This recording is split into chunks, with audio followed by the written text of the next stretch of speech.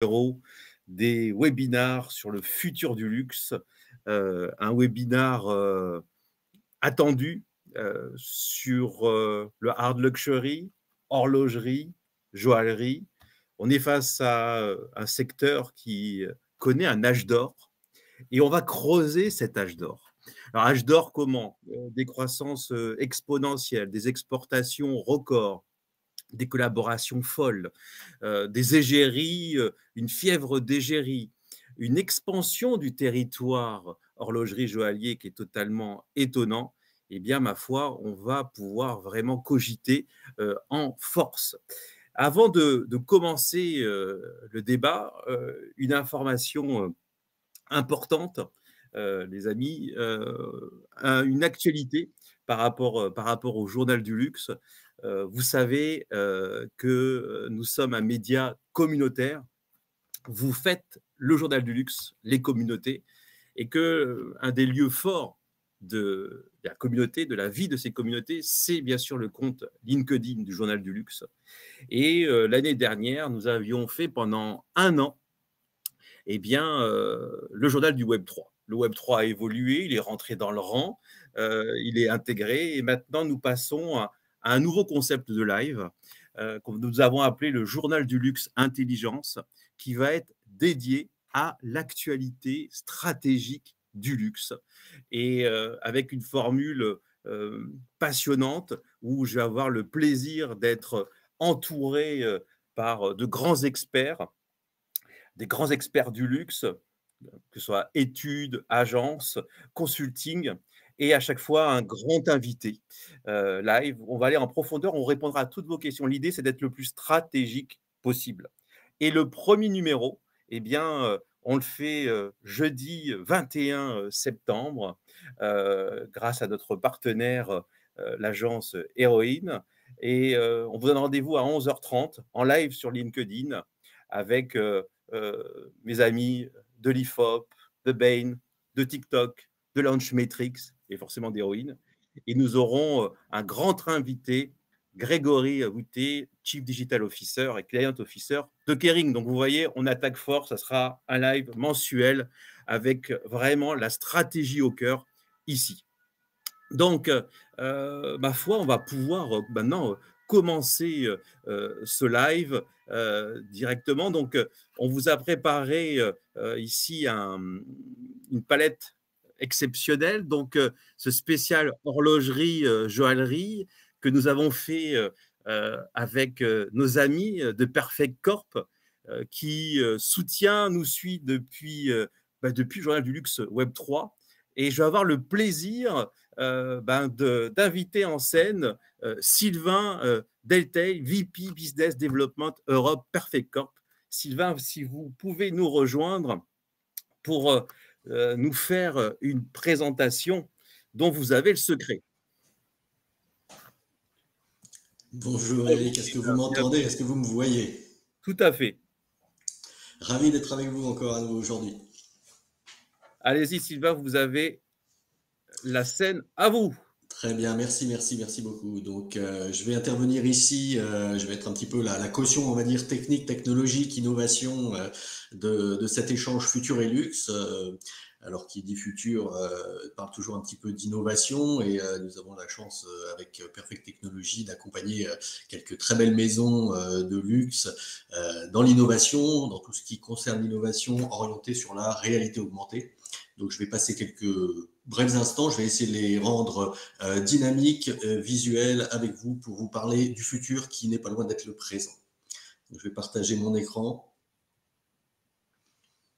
Et miracle de la technique. Voyons si ça marche. Normalement, vous voyez mon écran. Oui. Donc, merci de cette confirmation. Donc, je vais vous parler rapidement des gros progrès qui ont été faits dans le domaine de l'innovation technologique et notamment de la partie réalité augmentée, spécifiquement pour tout ce qui va être horlogerie et joaillerie, puisque les choses ont énormément changé au cours des derniers mois. Donc, pour présenter rapidement Perfect Corp, effectivement, nous sommes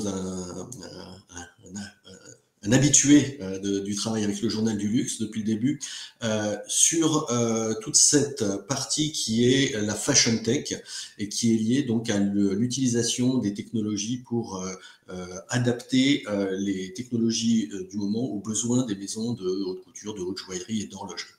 Donc nous avons aujourd'hui tout un parc de solutions pour faire des essayages virtuels qui couvrent à la fois les montres, les bagues, les bracelets, toutes les textures possibles et rendues possibles, je vous en parlerai dans quelques instants, et tout ce qui va concerner le visage, les boucles d'oreilles, les colliers et les lunettes. Donc nous sommes leaders sur ce domaine. Nous venons d'abord de la cosmétique et nous étendons à la demande de nos clients notre savoir-faire dans le domaine de la joaillerie. Donc tout ça, c'est un petit peu du verbiage. Pour rendre les choses un peu compréhensibles, je vais partager avec vous des exemples publics pour illustrer exactement ce que l'on fait. Donc ce que nous faisons, c'est... alors essentiellement, on essaye de rendre les essayages virtuels acceptables dans le domaine du luxe, puisqu'on se dit que si c'est acceptable dans le domaine du luxe, on va pouvoir décliner à peu près à tous les échelons. Et nous avons ici un exemple de rendu sur des boucles d'oreilles où on a vu un modèle, je vais vous le rejouer rapidement, un modèle qui va pouvoir tester, ici on est sur des boucles d'oreilles de chez Louis Vuitton, et qui va pouvoir les faire bouger puisque ces produits qu'on crafte nous-mêmes de manière digitale sont affectés d'un poids qui va donner une dynamique qui correspond exactement au mouvement que souhaite donner Louis Vuitton. Donc ça participe du réalisme, et le réalisme, évidemment, c'est ce que recherche une maison de luxe. Et puis, nous avons étendu plus récemment nos technos à du virtual try-on pour des bagues, donc là encore un exemple chez Louis Vuitton, et avec un challenge qui consiste à savoir gérer la réflexion, la réfraction, tout ce qui est lié au diamant et aux différents brillants. Et donc, nous avons réussi à passer ce cap avec une autre difficulté qui est d'arriver à suivre les mouvements d'une main, puisque une oreille, ça bouge un petit peu, mais une main, ça bouge énormément. Et donc, le fait d'utiliser des technologies qui viennent du cinéma, qu'on appelle PBR pour Physically Based Rendering, mais les rendre accessibles sur une utilisation en temps réel, avec un niveau de qualité qui confine à l'excellence, ça nous a permis effectivement de commencer à travailler avec toutes ces maisons de luxe. Donc voilà des exemples, vous pouvez aller sur le site de Louis Vuitton, je vous encourage à y aller. Évidemment, d'autres maisons utilisent ces produits. Ici, on a un très bel exemple qui a été publié, donc je montre des informations publiques, qui a été publié sur le LinkedIn de la maison Chanel, avec un très bel exemple ici sur une montre qui est la J12. Vous allez pouvoir voir notamment la qualité de la réflexion et de l'éclairage sur lequel on a évidemment beaucoup travaillé. Donc, on a une solution qui permet aujourd'hui d'avoir des rendus d'essayage virtuel réalistes. Et en plus, ils sont ce qu'on appelle omnicanaux. C'est-à-dire qu'une fois qu'une maison, Chanel, Cartier, Dior, va créer des SKU, crafter des objets 3D à l'image de leurs objets réels et qui vont valider la qualité, eh bien, ils vont pouvoir être utilisés sur des vecteurs comme, notamment ici, nous avons une agence média, Tids, qui va pouvoir embarquer cette expérience dans une campagne média et permettre d'aller toucher pour les maisons un nouveau type de clientèle. Évidemment, l'omnicanalité s'entend aussi par des solutions pour aller in-store, pour aller sur des marchés un peu de niche comme la Chine, avec des choses comme WeChat. Je ne sais pas si la Chine est un marché de niche, mais enfin, voilà, c'est tout l'intérêt, c'est qu'une fois qu'on est arrivé avec un niveau de qualité comme ça, on va pouvoir le décliner de manière omnicanale.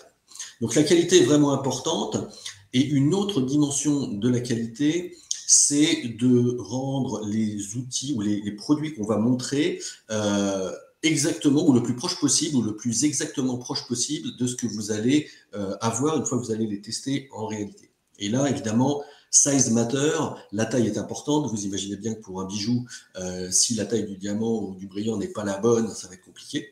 Donc, nous avons aussi développé des technologies d'intelligence artificielle qui permettent, un petit exemple ici, de mesurer la distance pupillaire, par exemple.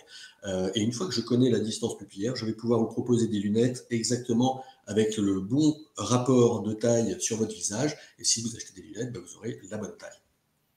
Et nous avons récemment étendu ce savoir-faire à la joaillerie et à l'horlogerie, puisqu'on veut pouvoir, pour une bague notamment, et des montres, évidemment, avoir la bonne taille. Donc, on va avoir la possibilité d'utiliser des technologies qui vont demander juste à une utilisatrice de poser la main au niveau de son visage, et de là, nous allons déduire la bonne proportion de la montre par rapport à la taille de sa main, ou la bonne proportion de la bague par rapport à la taille de son doigt. Donc, nous arrivons à des niveaux un peu qualitatifs élevés. Et pour clore un petit peu ces échanges, deux dernières informations, c'est qu'on va arriver à combiner tout ça. Et quand on le voit ici sur ce modèle-là, on va être capable de faire maintenant des parures. Alors, quand on dit futur, c'est du futur très très proche. C'est-à-dire que ce sont des technologies qui sont présentées aujourd'hui au niveau démo. Vous voyez, une montre, une bague, des boucles d'oreilles, un collier, du maquillage. Et donc ça n'est pas encore utilisé par les maisons. Ça le sera certainement avant la fin de l'année. Donc on est vraiment dans du futur très très proche. On ne perd pas de l'idée que toutes nos maisons, tous nos clients ne sont pas des maisons de luxe, ou quand bien même seraient-elles des maisons de luxe, on peut avoir envie de faire des campagnes rapides à faible coût. Et donc, nous avons encore des nouvelles technologies qui arrivent. On va pouvoir, par exemple, prendre une photo d'une image, piocher dans une bibliothèque d'images pour pouvoir transformer une simple image en 2D en objet 3D. On voit ici deux exemples avec une montre et des boucles d'oreilles. Donc je vais un petit peu vite, c'était un petit peu pour faire un petit teasing par rapport à ce que propose Perfect, par rapport à ce qui est disponible, par rapport à ce qui arrive, et à vous inviter à vous renseigner si vous souhaitez aller dans cette direction. Pour finir et pour conclure, une petite information, puisque nous avons la chance d'avoir énormément de clients qui acceptent de témoigner sur l'usage qu'ils font de nos produits, et nous avons jeudi prochain dans la matinée des speakers qui viennent non seulement partager leur retour d'expérience, mais pour certains partager aussi des chiffres. Et donc, notamment dans le domaine de la fashion tech, vous aurez Aris Kirdichian, qui est le responsable digital de Chanel Watches and Fine Jewelry, qui sera présent, et la société Tits, par exemple, aussi, qui fait des campagnes médias avec nos partenaires. Donc, si vous voulez vous inscrire, n'hésitez pas à snapper ce code ou à aller sur notre site. Voilà, ça s'appelle le Global Beauty Tech Forum. J'espère que j'ai été court. Je vous remercie et je redonne la parole à Eric. Merci Sylvain. En effet, le 21 va être une journée éminemment stratégique, du matin à l'après-midi. On va commencer, les amis, le débat véritablement. Donc, j'ai le plaisir d'accueillir Fatih Laleh, International Communication Director de Piaget. Bienvenue Fatih, si vous pouvez monter en scène, s'il vous plaît. Bonjour Eric, est-ce que vous bienvenue. Vous me voyez? Parfaitement. Bon, il y a un petit peu de... Il y a une lumière un petit peu forte, mais en tout cas, on vous entend parfaitement. Je peux éteindre, je peux me lever, voilà. Comme ça vous aurez... Mais en même temps, je vous entends, parce que j'ai mes oreillettes. Bonjour à tout le monde, bonjour à la communauté. Exactement. Bienvenue Fatih. José De Oliveira Tasaki, directeur général Europe. José, si vous pouvez nous rejoindre. Bienvenue à vous, José. Bonjour à tous. On vous voit parfaitement. Ça marche parfaitement, Fatih. Andrea Furlan, co-founder and lead designer de Furlan Marie. Bonsoir. Bienvenue, Andrea. Okay. Pascal Ravessou, Fondation de la Haute Horlogerie, vice-président. Bonjour Eric, bonjour tout le monde. Merci de votre présence. Et enfin, Alexandre Benamu, directeur de la maison Copain. Alexandre, eh bien voilà. Bienvenue bonjour à tous. Merci, bonjour à tous. Superbe. Voilà, c'est le jeu de l'Académie des Neufs. On retrouve un petit peu cette ambiance vintage pour les plus de 35 ans ici. Ma foi, vous avez vu notre introduction. On l'a construit sur cette idée d'âge d'or. On vit une période exceptionnelle pour l'univers horlogerie-joaillerie en termes de créativité, de résultats économiques. Et on va essayer de rentrer ensemble pour comprendre cet âge d'or. On va essayer de le faire durer, le comprendre. Et bien sûr, on va rentrer aussi sur les insights clients. Donc, on va commencer par un premier tour de table avec une question très simple. Et je commencerai par vous, Fatih. Quel bilan tirez-vous du premier semestre 2023 et comment vous prévoyez, vous, la fin d'année? Je sais qu'il y a d'anniversaire qui arrive pour la maison Piaget, ô combien important. Bah écoutez, nous, alors, c'est une maison qui a une grande actualité parce qu'effectivement, c'est une maison qui a eu un nouveau CEO arrivé, une nouvelle direction internationale de l'image et de la communication. Donc, une année assez fructueuse pour nous, tant bien, surtout sur mon domaine de communication image, avec des lancements produits, des icônes qu'on lance en possession sur Polo. Effectivement, on a une fin d'année, j'ai envie de dire, assez riche parce qu'on prépare effectivement les 150 ans qui arrive dès le début de l'année 2024. Donc effectivement, j'ai envie de vous dire une année riche, riche dans notre histoire, dans ce qu'on a raconté pour Piaget, dans une nouvelle image, dans une nouvelle identité et cet anniversaire qui arrive. Donc j'ai envie de vous dire, j'arrive à un bon moment dans l'histoire de cette maison. Un anniversaire, c'est jamais facile. 150 ans, il y a un poids. Il faut s'inscrire dans le passé et avoir la tête vers la modernité. Est-ce qu'il va y avoir un mot-clé, un mot d'ordre sur ces 150 ans? Oui, je lui ai donné un mot d'ordre, c'est justement ça. Je le dis en anglais because we thought of it in English. Parce que, voilà, c'est when past and present collide into flamboyance. Et j'espère qu'on va réussir à créer une appétence sur le passé de cette maison et lui raconter son histoire d'aujourd'hui. Donc effectivement, c'est exactement le positionnement de nos 150 ans. Parfait.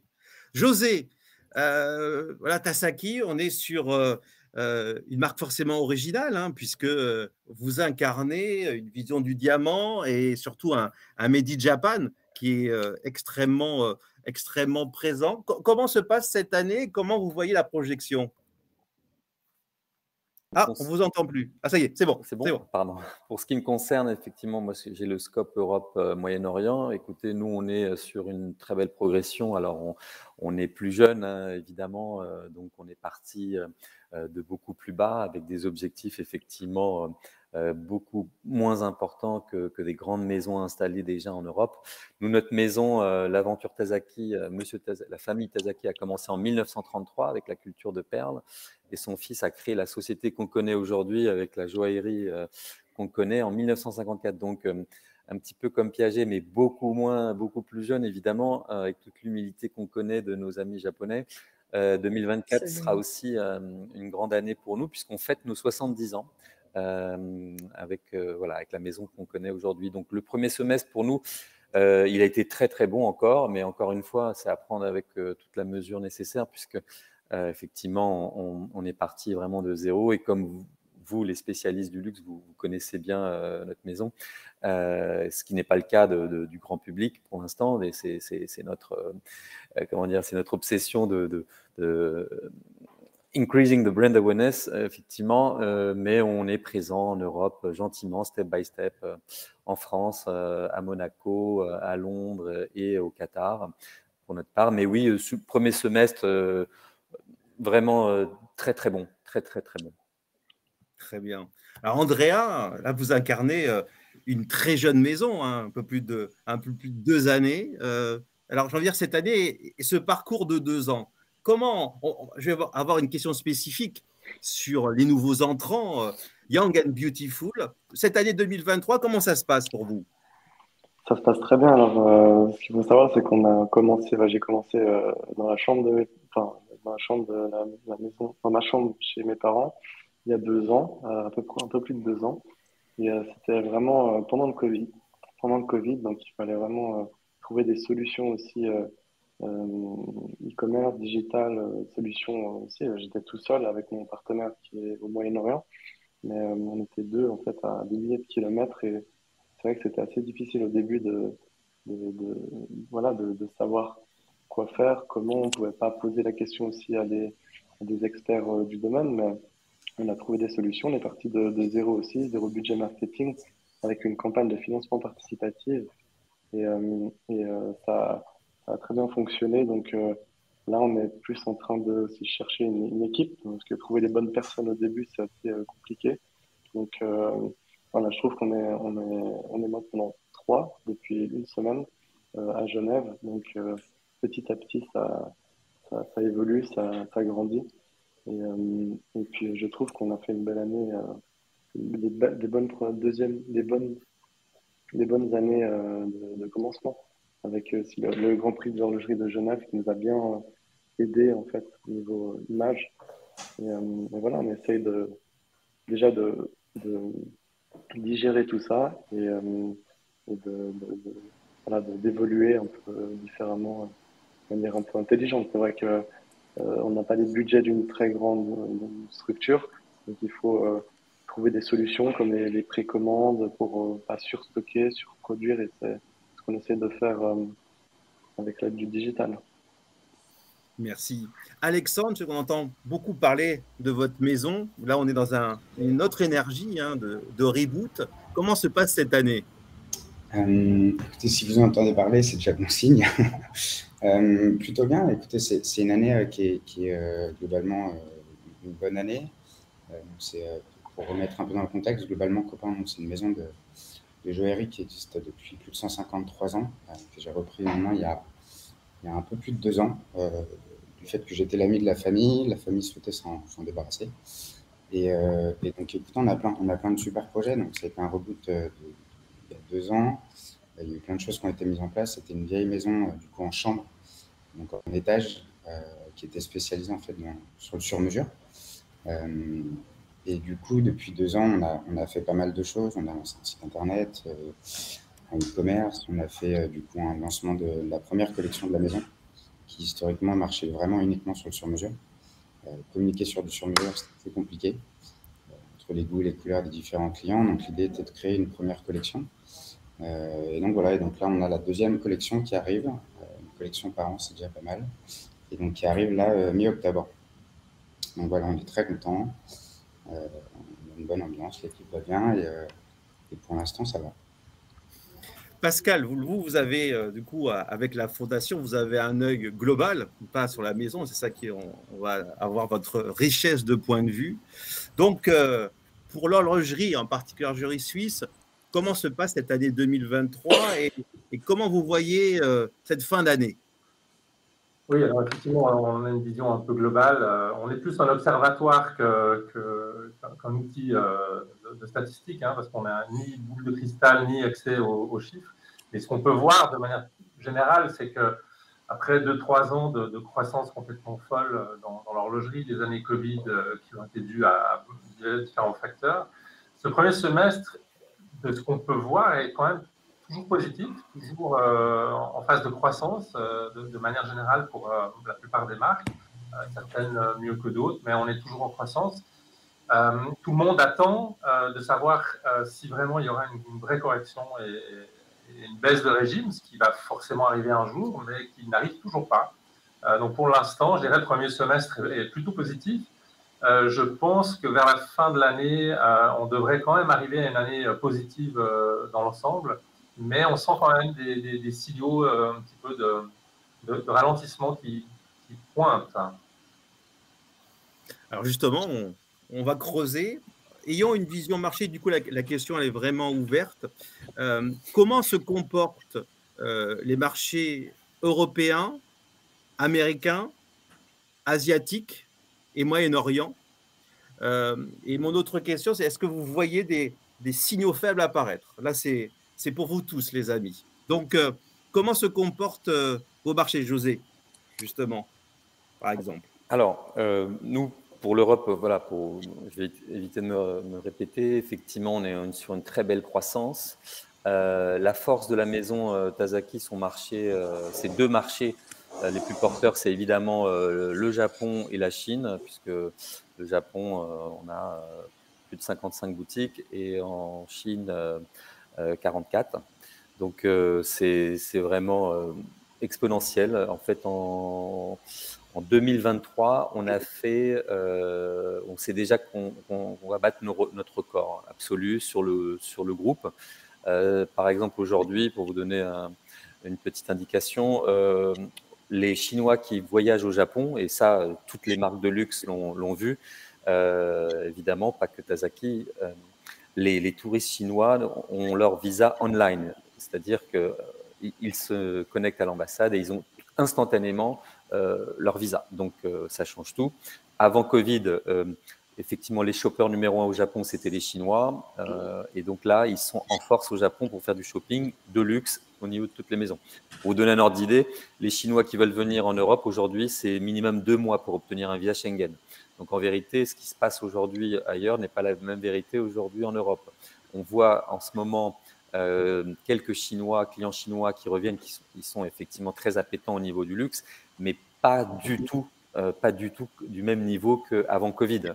Et bien malin celui qui sait quand est-ce qu'en Europe, on va retrouver les mêmes niveaux de clients chinois qui ont un impact énorme sur le luxe. Alors évidemment, quand vous êtes bien implanté, et encore nous, on n'est pas une grande marque de chez Richemont, on n'a que 44 boutiques en Chine, mais ce qui est déjà très bien, parce que ça permet de jouer sur les vases communicants. Après, pour parler aussi un petit peu précisément sur l'Europe, et ça tout le monde est au courant, il n'y a plus de détaxes aujourd'hui au Royaume-Uni, donc c'est un vrai sujet. Donc on est tous en train de prier que le Premier ministre prenne la décision un jour de la remettre en route, ce qui ne se fera pas sans douleur, sachant que le Premier ministre aujourd'hui, c'est quand même le ministre des Finances qui lui-même l'a supprimé à l'époque où il œuvrait avec Boris Johnson. Donc, on voit une fois de plus que la géopolitique et tous les grands événements de ce monde ont un impact terrible sur le luxe, parce que le luxe, comme son nom l'indique, on peut attendre, même quand on est très riche. Il n'y a pas d'urgence d'acheter un collier à 1 million. On se dit, on verra ça plus tard. Donc, en fait, on s'aperçoit quand même qu'il faut être bien implanté un peu partout. Je pense à Dubaï, par exemple, où on n'y est pas encore, parce qu'aujourd'hui, Dubaï explose, alors que c'est vrai que en 2019, tout le monde se posait la question, est-ce que Dubaï Mall va fermer, hein? On a carrément entendu ça en 2019 en voyant toutes les boutiques de libre. Et aujourd'hui, en fait, les marques de luxe se battent pour être à Dubaï Mall, parce qu'en fait, vous avez tous les Russes, tous les Ukrainiens, pas tous, mais une grande partie de Russes et d'Ukrainiens qui se sont installés et qui vivent à Dubaï. Et le luxe, passez-moi l'expression, cartonne à Dubaï. Donc en fait, ce qui est intéressant dans le luxe, c'est ce qui était vrai il y a 3 ans ne l'est plus forcément aujourd'hui. Et en tout cas, pour répondre à votre question, oui, la Chine se porte extraordinairement bien, l'Asie aussi. Le Moyen-Orient, pour nous, on n'a qu'une boutique au Qatar, ça se passe bien aussi. Mais ce qui se passe en Europe, en revanche, est différent de ce qui se passait avant. Voilà. Donc, il y a moins de Chinois. Le Moyen-Orient consomme bien à Paris, mais pas du tout, beaucoup moins en Angleterre, ce qui est très compliqué parce que c'est historique. Aujourd'hui, il a été dit aujourd'hui que Londres est en train de devenir Venise, en fait, parce que c'est vrai que Venise marche très bien avec les touristes, mais il n'y a pas d'achat important à Venise. Et aujourd'hui, ce qui se passe à Londres, il y a quand même des touristes, ils viennent visiter les musées, ils viennent visiter la ville, mais c'est plus pour l'instant une destination shopping. Intéressant. Du coup, un point de vue aussi, pour vous, Pascal, comment vous voyez les choses? Est-ce que vous retrouvez ces mêmes conjonctures? Bon, alors là, on le voit encore une fois avec un œil peut-être plus macro qu'une marque avec ses propres clients. Je pense que ce qu'on a vu pour les chiffres d'exportation horlogère depuis le début de l'année, c'est que l'Europe se porte bien. Effectivement, on sent que le trafic en provenance de Chine n'est pas du tout pareil aujourd'hui. Néanmoins, l'Europe se maintient. Elle est en croissance, en légère croissance. Au niveau des US, ça se passe bien aussi. Les US ont toujours été un marché très fort, très porteur pour l'horlogerie. On a tendance à l'oublier parce que soit Hong Kong, soit la Chine a toujours pris un petit peu la vedette, mais les US, ça a toujours été un gros relais de croissance pour l'horlogerie. Ils le prouvent toujours aujourd'hui. C'est redevenu le marché numéro 1 de l'exportation pour l'horlogerie suisse en général. En Asie, on est pas mal. On ne sent pas un redémarrage fou en Chine encore aujourd'hui, mais c'est aussi comparé à des années qui étaient plutôt fortes. Ça avait redémarré très fort en 21. Ça se passe très bien au Japon, moins bien en Corée. C'est difficile aussi d'avoir une granularité d'expliquer ces différences. Le Middle East, tout le Moyen-Orient, effectivement, Émirats Arabes Unis en premier, tire très fort. Donc là, vraiment, en termes de croissance, ça va bien. Le Qatar est en décroissance. Donc, il y a des fortunes diverses au niveau local. D'une manière générale, je dirais que le business est assez uniforme, assez bon. En tout cas, jusqu'ici. Mais on sent que voilà, il y a des prémices. Les derniers mois, juillet n'était pas aussi bon et on anticipe aussi quand même une possible baisse, en tout cas, de régime pour les mois qui arrivent. C'est difficile d'avoir la boule de cristal, bien entendu. Sans compter les problèmes de visa pour nos amis chinois, pour la France, ça n'a pas été facile. J'en ai parlé à quelques grands magasins où justement, il y a eu une pénurie de visa parce qu'il manquait du personnel aussi en ambassade en France qui n'a pas aidé le commerce. Aussi sur vos marchés, du coup, Andrea, il y a une spécificité que vous ressentez, un moteur? Alors, je vais vous parler de ma petite expérience de 2 années. C'est vrai qu'on n'a pas pu expérimenter ça. Voilà, mais en fait, on a commencé en digital. Donc, ce qui est intéressant, c'est qu'on a pu intégrer les pixels sur nos différents sites dès le début. Donc, on a quand même vendu plus de 15 000 montres cette année. Donc, on peut un peu savoir après moins de 2 ans déjà où est-ce qu'on peut, quel marché fonctionne le mieux chez nous. On est à peu près sur du 50% Moyen-Orient et 50% États-Unis chez nous. Je pense que c'est grâce à mon partenaire qui est là-bas, sur place, fait un énorme travail de discussion auprès des communautés. On est sur les groupes WhatsApp, Instagram, toutes les communautés digitales. Et ce qu'on peut voir, c'est qu'au Qatar, on a notre plus grande communauté, notre plus grande concentration de clients, avec plus de 6 000 clients à Doha, juste dans la ville de Doha. Donc, c'est assez intéressant. Voilà, sinon les États-Unis, et puis on voit que la Chine a commencé on a de plus en plus de commandes qui viennent de Chine. Après, voilà. Après on a lancé une collection mécanique et c'est après cette collection mécanique on a vu cet engouement de la part de la Chine. Alors, autre question, on va creuser ici. On parle beaucoup d'une stratégie d'élévation. La stratégie d'élévation, c'est aussi augmenter forcément les prix. C'est aussi se concentrer sur la clientèle la plus fortunée, la plus VIP.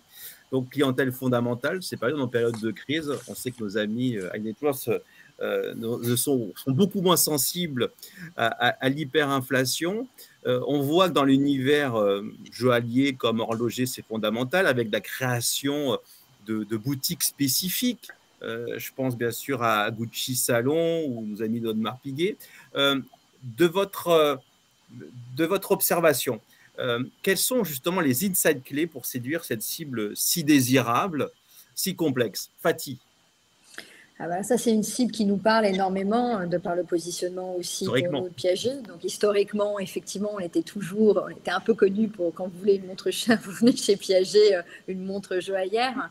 Alors là, elle a plusieurs insights. Elle a, à mon sens, un insight où elle veut quand même un design, quelque chose de bold, quelque chose that sets them apart, parce qu'ils ont quand même une appétence pour une certaine forme d'exclusivité et de différenciation. Donc je pense que là, il faut continuer à leur offrir et à les nourrir sur ce qui distingue d'une certaine masse. Je pense qu'ils sont beaucoup plus expérimentaux sur de matériaux, de formes, de shapes et des expectations. Et parfois, je parle en anglais, je suis désolée parce que ne vous inquiétez pas, c'est obligatoire. Voilà, et je ne suis pas française, donc c'est vrai que voilà. Et donc, ça s'entend pas du tout. Et ça, c'est hyper important. Et ça, c'est vraiment pour nous ce qui est sur la joaillerie. Sur l'horlogerie, c'est un peu différent. Je pense qu'ils sont vraiment sur cette notion des. Voilà. À vous reprendre. Ah, ça va, vous allez revenir. Pendant Alexandre, j'en profite et on reprendra Fatih. Ah, voilà, Fatih, vous avez été coupé. Elle va partir de temps en temps parce que le live mange beaucoup de mémoire. Donc apparemment, voilà, c'est ça. Vous êtes de retour. Voilà, je n'étais pas content. Mais ce que je voulais dire aussi sur la montre, c'est que c'est une question des nouveautés, de quelque chose qui est unique. Et c'est aussi l'expérience qu'on offre autour d'un produit. Et je pense que ces expériences, et c'est comme vous l'avez dit, que ce soit sur Gucci Salon, sur les trucs de Audemars Piguet, ou même Richard Mille, sur les expériences qu'ils offrent, c'est une clientèle extrêmement exigeante sur laquelle il faut bien savoir leur parler. Et du coup, si je creuse un peu sur cette expérience pour vous, là, qu'est-ce qui fait la différence en fait? Parce qu'on voit que c'est des lieux qui sont complètement magiques, qui ressemblent absolument pas à des boutiques, qui sont des lieux de vie. La dernière, chez Audemars, c'est l'ancienne fameuse Playboy Mansion. C'est quoi le secret pour créer cette belle cette expérience différente? Je pense que c'est… alors aujourd'hui, moi, j'ai parlé par le spectre de la Hojo, parce que nous, on Oui, rentre en ce forcément. moment, je rentre sur cette expérience du high net worth. Je pense que c'est la puissance de la narration qu'on raconte. Je pense que c'est l'expérience qu'on crée et la résonance et la mémoire qu'on crée, en fait. C'est extrêmement émotionnel. Ce sont des gens qui ont tout vu, tout connu. Et parfois, ce n'est pas besoin d'être la surenchère de quelque chose d'incroyable, mais c'est la simplicité à laquelle on délivre quelque chose d'authentique. Là, aujourd'hui, quand on a fait notre expérience Hojo, où les gens vraiment ont adoré, non seulement on présentait une collection avec une histoire, donc la valeur des pièces avec une historique, au-delà du cut et de la taille, mais on a ramené les gens, bien évidemment, dans un pays comme l'Italie, où tout le monde était déjà, était Cartier y était, mais ce que nous, on a offert, c'est qu'on a offert une intimité. On a offert une expérience où on a travaillé l'histoire de l'art, l'histoire de la musique, et on a confronté une expérience où j'ai détourné un lieu extrêmement conventionnel, où je l'ai détourné dans quelque chose d'extrêmement moderne et donc ils n'avaient pas vu ou pas expérimenté. Et de là, ça a créé une résonance, une appétence, et tout d'un coup, les choses ont pris. Parfois, c'est alchimie qui se passe. Et c'est comme ça qu'on arrive, à mon sens, à attirer ces ultra networks sur une expérience parfois d'une simplicité sans nom, mais sur laquelle ils ont pu se connecter émotionnellement. Donc un travail ciselé. Et Très. du coup, c'est-à-dire que sur un plan annuel, ce type d'événement, ça vient tous les trimestres, c'est plus régulier. Vous essayez d'avoir une géographie. Comment ça fonctionne? Alors, on est venu sur un terme qu'on appelle nos canards sauvages, parce que c'est comme un peu ces gens qui voyagent d'un endroit à un autre. Et en fonction de ce que nous souhaitons pousser, effectivement, nous avons une grosse prise de parole, un tout petit peu, parce que la venue des marques de mode aussi sur cet écosystème, on a effectivement avec une grosse prise de parole à une période définie qui est en juin-juillet. Sur de la Hojo, puis après on arrive sur des événements un peu plus petits qui bougent sur nos marchés clés. Ça recoupe la question de quelle est l'importance d'un marché chinois sur un marché coréen, et en fonction de l'importance de ces marchés, on déplace cet événement et qu'on traduit localement. Et ça, c'est vraiment un petit peu cette expérience high net worth en haute joaillerie. Et après, quand on arrive sur plutôt des expériences horlogères, ce que je commence à installer au sein de la maison, ce sont ces expériences exclusives. Ce sont ces dîners que j'appelle les watchmakers spécialistes. Et là, on crée vraiment une curation d'événements où on mixe des gens de la presse, des gens qui sont des collectionneurs, transgénérationnels, où on les met dans un écrin extrêmement privé, mais toujours d'une expérience de haute valeur perçue, hyper important. Et donc, je bouge, parce que c'est une maison qui a 4 pattes chez nous, je bouge sur tous ces leviers, en fait. Donc là, vous décrivez, c'est la Piaget Society, là. On est complètement dedans.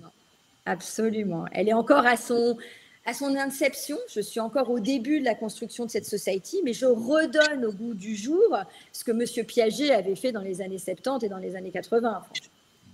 Donc, si je comprends bien, je vous poserai la question du coup, chez Tasaki, cette vision Hojo et horlogerie haute. Donc, vous êtes moins sur un lieu défini, vous êtes plutôt justement en voyage permanent. Vous ne faites pas la stratégie. Voilà, j'ai la society, elle bouge, elle est nomade. Absolument. Elle voyage et malgré tout, she's home anywhere in the world. Et c'est là où on doit savoir les capter au bon endroit et au bon moment sur la bonne parole. Passionnant. Chez Tasaki, est-ce qu'on retrouve la même logique, cette confrontation, culture, gastronomie aussi? Est-ce que c'est un lieu, c'est des lieux? Comment on se différencie finalement? Il y a l'histoire, je comprends, et chacun a son histoire. Surtout chez Tasaki, voilà, il y a le Made in Japan. Donc je pense qu'en termes de storytelling, il y a quelque chose d'assez singulier. Oui, tout à fait. Et c'est vrai que le Japon, j'aime pas dire ça, est à la mode depuis très longtemps. Enfin, c'est un pays qui fascine. C'est vrai que moi, j'ai eu la chance d'y aller plus de 10 fois et à chaque fois que j'y vais, je suis fasciné par la délicatesse, leur tradition, mais à la fois leur avant-gardisme, parce qu'on oublie que le Japon est la 3e puissance économique mondiale. Dès que je le répète, on dit toujours « ah bon ?» toujours, et oui, toujours. Et c'est vrai on a souvent des préjugés avec le Japon, on les trouve trop traditionnalistes, mais en vérité, ils ont prouvé quelque chose depuis toujours, c'est que de bien maîtriser les traditions, les coutumes, permet de mieux appréhender le futur. Donc, c'est Bien en sûr. même temps des gens qui inventent et qui innovent. Pas vous donner trop d'exemples sur les innovations qu'on a, nous, développées en joaillerie, mais c'est absolument hallucinant. La première fois que j'ai visité nos ateliers à Kobe, je me suis arrêté, je me suis dit, mais c'est une caméra cachée, c'est vraiment vrai, mais c'est incroyable. Et ils le font dans tous les domaines, dans le domaine du médical, tous les spécialistes veulent le matériel japonais, enfin voilà, bref. Tout ça pour dire que, en fait, nous, effectivement, on a un petit peu les mêmes insights, les mêmes idées que Piaget. On aime bien, en fait, délivrer une expérience au client. Et si possible, en relation avec le Japon, avec les arts des fleurs du Japon, les cérémonies de thé, les cérémonies de composition de parfums, le kaori.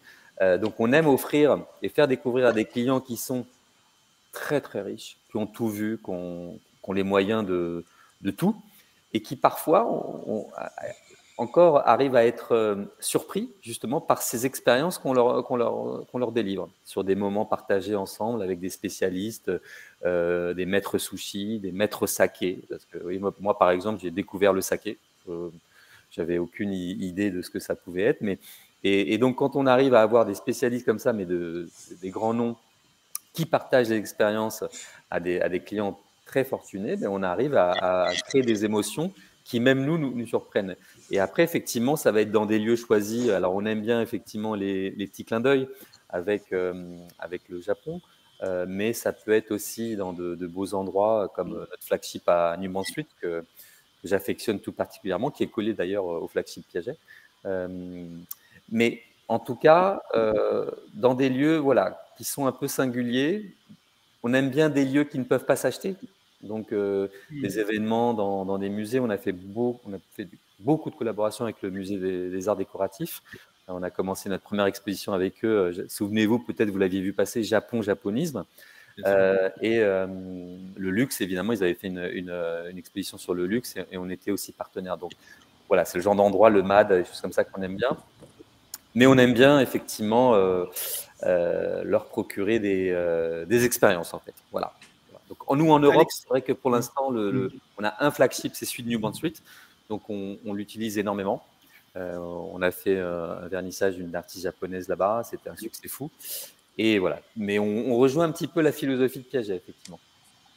Alexandre, comment vous vendez l'extraordinaire accessible? Est-ce que vous arrivez à créer votre expérience copain? Comment vous pouvez la définir? Quel est son ADN sur cette expérience, sur ces cibles très spécifiques? Alors, contrairement à Piaget et Tasaki, on a une clientèle qui est quand même extrêmement française et parisienne. Ça a toujours été c'est intéressant, justement. Comme ça, on a une vision monde. Ça a toujours été une maison assez discrète, globalement. Quand j'ai repris, il n'y avait pas de site internet, il n'y avait pas de digital, il n'y avait pas de communication. Donc, c'était vraiment une maison qui se basait sur, on va dire, un peu du luxe à l'ancienne, c'est-à-dire, et qui revient d'ailleurs, très, très discret, très personnel, très confidentiel. Globalement, aujourd'hui, on a une clientèle qui, du coup, est assez récurrente et qui est très fidèle, de par le fait que la clientèle de la joaillerie, de base, c'est une clientèle qui cherche une confiance. Et du coup, on a réussi à créer en 150 ans cette confiance à travers pas mal de clientèle qui revient de génération en génération. Ce qui est assez amusant, on a des clients qui reviennent en nous disant mon arrière-grand-mère a fait sa bague de fiançailles chez vous il y a plus de 100 ans. Donc, on a réussi à garder cette clientèle française / parisienne.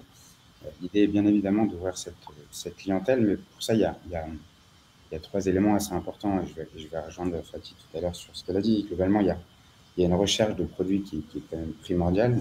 On a travaillé depuis 150 ans sur le sur-mesure et c'est ce qu'on offre. C'est globalement la signature de la maison avec une recherche de pierres très particulière qu'on présente aux clients, des designs qu'on ne trouve pas partout et qui sont vraiment de A à Z sur mesure par rapport au client. Donc, c'est la première chose que le client vient chercher chez nous. Cette recherche vraiment du produit avec une clientèle exigeante qui est hyper attentif aux détails et qui du coup sur laquelle on joue avec la personnalisation, avec une offre sur mesure, vraiment de A à Z pendant toute l'expérience. C'est globalement, ils recherchent une expérience assez authentique que les d'autres personnes n'auront pas. Vous avez d'autres maisons de joaillerie sur mesure en France, mais c'est vrai que ça court pas les rues non plus. À côté de ça, on va avoir un aspect que j'apporte énormément, parce que c'est un milieu que je ne connaissais pas. Donc je suis rentré dans la joaillerie il y a globalement 4 ans. Et j'ai eu le temps d'avoir ce côté un peu éducatif. Donc c'est quelque chose que je recherche et qu'on va transmettre aux clients, d'avoir un peu une explication et un côté hyper éducatif avec l'explication de l'ensemble des étapes du processus, de la fabrication, du sourcing, etc. On va un peu délivrer aux clients de manière à être, totalement transparent et aussi à pouvoir l'intéresser, attiser sa curiosité. Et c'est quelque chose qu'on développe énormément au sein de la maison et qui globalement marche très bien. Parce que c'est des clients, dans le meilleur des cas, qui vont nous suivre pendant très longtemps et qui, du coup, vont être de plus en plus éduqués à la joaillerie, aux pierres précieuses, etc.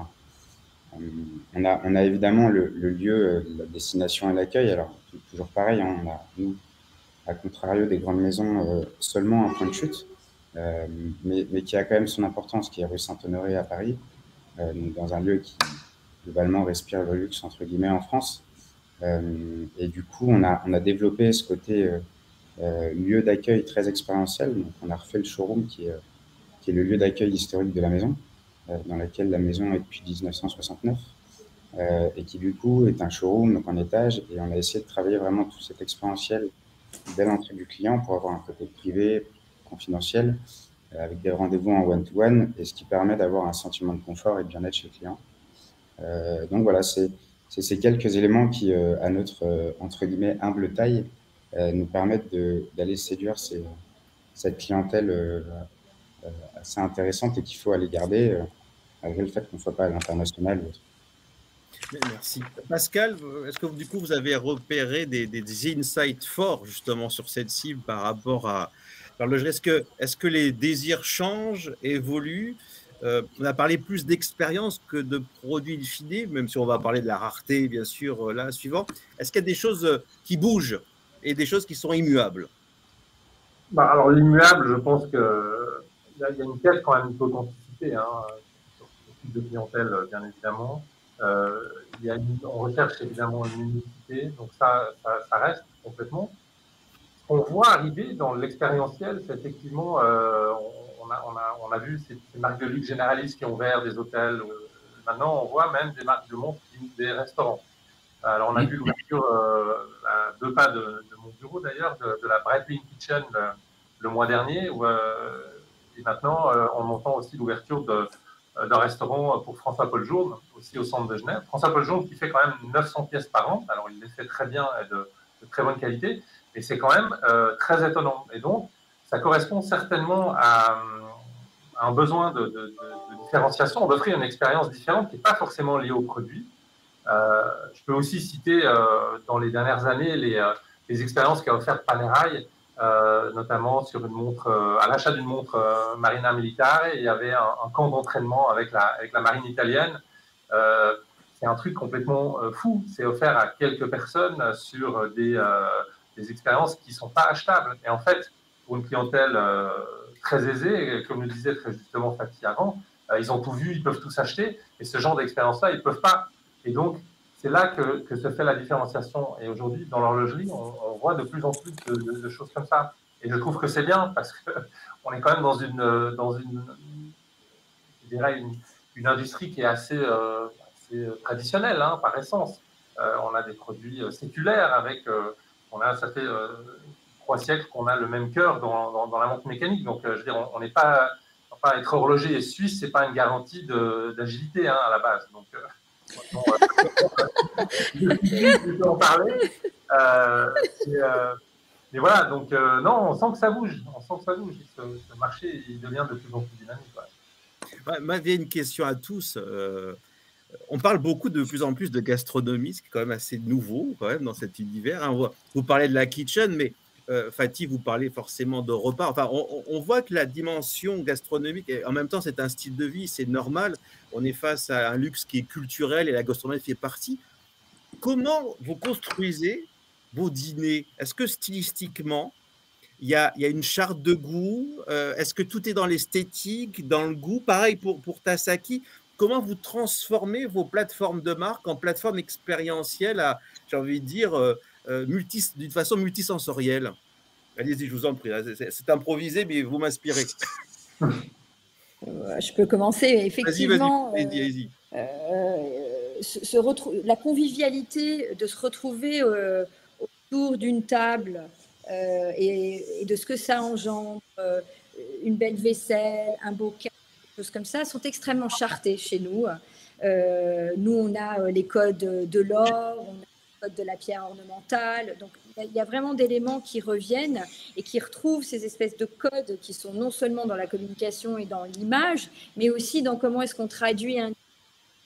Par exemple, là, ce qu'on a fait, qui était quand même assez époustouflant, c'est qu'on a fait une table de 44 mètres de long dans un espace, mais c'était une feuille toute fine d'or. Et effectivement, ça contribue et contribue aussi au plaisir sensoriel, au plaisir qu'on a d'expérimenter le luxe sous toutes ses valeurs. Quand on porte un bijou, quand on porte une pierre, quand on porte une montre avec une complication, c'est encore une fois, c'est une émotion, c'est un plaisir. Et c'est pour ça qu'à mon sens, cette notion culinaire d'expérience à nos événements est importante, mais aussi le côté très social qu'il y a. Alors pourquoi un restaurant? De ce qu'on essaye de devenir tous, malgré tout, un lifestyle en fait. C'est ça, bien sûr. Voilà. Bien sûr. Justement, là, on casse les codes. Là, on est dans cet âge d'or. Vous voyez, on n'est pas. Il y a de l'agilité, hein, et ça, c'est formidable. Une question forcément par rapport aux jeunes générations, aux Gen Z, leur culture. Moi, ce qui m'a marqué, c'est le no gender au pouvoir. Et alors, on avait l'habitude traditionnellement de jeunes femmes, une fois tout court, qui portaient des montres d'hommes. Et là, on a vu une tendance exploser, en particulier au Festival de Cannes et même au-delà. On sait que le Festival de Cannes, c'est un moment très, très important pour le hard luxury, où on voit des célébrités masculines porter des montres féminines. Donc, le rapport au genre, c'est un Big Bang ou c'est simplement des micro-phénomènes dans leur lot, mais j'ai envie de dire aussi dans la joaillerie? Patty, par exemple. Alors oui, effectivement, nous, on a eu effectivement l'exemple qui n'est pas passé sous silence de Weekend, qui a porté effectivement notre montre Gala. Le buzz, l'un des gros buzz. Oui, ça a été un des gros buzz. Voilà, et je pense que pour moi, il ne faut pas oublier que je pense qu'au siècle dernier, on n'oublie pas que les montres, les cadrans, ils aussi entre 32 et 36 mm. Donc il y avait une certaine finesse finalement de la montre. Même chez nous, j'ai envie de vous dire, quand on a créé la Aura, elle était créée pour des hommes. Donc j'ai l'impression qu'on revient à ce que Piaget aussi était, à l'essence de même. Je pense qu'aujourd'hui, on parle de cette fluidité, on parle de ces gender choses, et effectivement, nous, c'est plutôt, on revient à l'essence de aussi ce qu'était Piaget. Donc, ce n'était que naturel quand on a présenté ces montres de diamants, etc., parce qu'on voulait vraiment aller sur de l'ultra luxe. Je pense que c'est aussi une tendance, non seulement sociale, mais pour nous, c'est vraiment revenir aussi à la source qu'elle est. C'est une montre joaillère, tant pour hommes, tant pour femmes. Et c'est ce qui s'est passé quand il est venu la chercher. Un dandysme réinventé, donc c'est pas que du bas. Et donc justement, c'est vrai, The Weeknd, c'est la bonne chose qui lui est arrivée. Bad Bunny aussi en est extrêmement porteur. Ça descend aussi, pas simplement au niveau des célébrités, au niveau des clients. Vous avez des clients hommes qui achètent des Piaget femmes. Et est-ce que vous avez le même phénomène aussi chez Tasaki? Oui, tout à fait.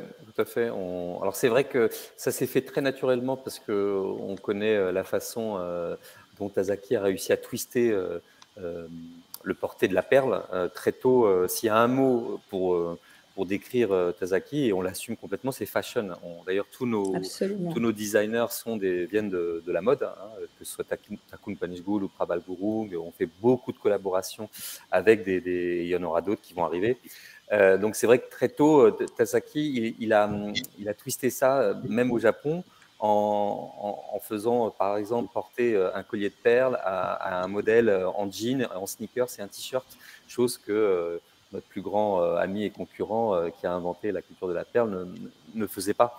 Donc c'est vrai, aujourd'hui, on a des clients qui viennent en boutique et qui achètent. Il n'y a pas longtemps, Place Vendôme, on a vendu un très beau bracelet complètement féminin, mais vraiment très féminin, à un homme, effectivement. Et aussi, vous le voyez aussi, que ce soit les KOL en Angleterre ou en France, beaucoup d'hommes portent carrément nos bijoux, en fait, nos broches, nos colliers, effectivement, et ça se fait très naturellement. Alors, c'est vrai qu'on a un côté très rock, nous, hein, dans nos bijoux. C'est vraiment, on n'est pas, même le classique, on arrive à le détourner. C'est-à-dire, donc c'est vrai que oui, complètement. Et d'ailleurs, nos clients sont très jeunes. Pour vous donner un ordre d'idée, la moyenne d'âge au Japon, c'est 29 ans. Donc, mais ça veut dire que le rituel de vente, il évolue quand, du coup, vous voyez, un homme va acheter une montre femme pour lui ou justement un bijou, ça veut dire aussi que le vendeur sait évoluer, vous les formez en conséquence? Alors c'est vrai que dans le luxe, un petit peu comme dans l'hôtellerie de luxe, comme dans les palaces, on est très discret. C'est vraiment le mot d'ordre. Quand un client vient acheter 2 colliers exactement le même modèle, on ne pose pas la question pourquoi. Enfin, vous voyez, on a ces codes déjà. Donc un client qui vient acheter, ça nous est arrivé il n'y a pas longtemps, une bague d'1 carat, c'était un homme, il l'a mise dans son doigt, puis il a sorti la carte bleue. Et c'est véridique. Je veux dire, on reste complètement naturel et puis on sait vivre avec notre temps. Mais j'ai envie de vous dire, moi j'ai commencé, je me souviens en 2012 chez Chaumet, place Vendôme, et on voyait déjà ça. Un homme qui arrivait et qui prenait, je me souviens, la première fois, on avait notre montre femme qui est arrivée et c'est un homme qui l'a acheté, c'était l'Alien, pardon. Voilà. Bref, donc c'est quelque chose qui, à mon avis, existe depuis longtemps. Moi, j'ai que 49 ans, donc je vois, c'est pas, mais en tout cas, c'est quelque chose de naturel et qui marche très bien et c'est simplement. C'est ça ma question, du coup, Fatih, par rapport à la force de vente, enfin, par rapport à vendeur, du coup, ce profil encore singulier, mais qui grandit, est-ce que c'est un traitement particulier? Est-ce qu'il y a un rituel de vente qui évolue? Ils sont, voilà, voilà. Alors, je ne suis pas trop, en toute franchise, dans le rituel de vente, parce que c'est mes autres équipes. Non, c'est comme dit José, elle est extrêmement naturelle, finalement. On est connu aussi pour l'ultra plat 2 mm. Ça reste quand même une offre assez singulière et c'est ce qui a fait notre force de frappe pendant aussi très longtemps. Le squelette, et plus on a du squelette serti. Donc, c'est aussi la typologie de clients qui vient chez nous. Donc, est-ce qu'elle a un traitement? Est-ce qu'on les dirige? J'ai envie de vous dire non, elle se fait assez naturellement par un tout petit peu le fonctionnement et de ce qu'on a à offrir aussi. Là, on a lancé une pierre ornementale, on les a toutes vendues, elles sont parties à une vitesse, mais parce que ça fait partie de l'ADN et ce que viennent chercher les gens. Donc, je rejoins José là-dessus, c'est extrêmement naturel pour nous. Et moi, je dois dire que j'adore le fait que les hommes sont plus avant-garde sur ces sujets et je trouve ça génial, en fait.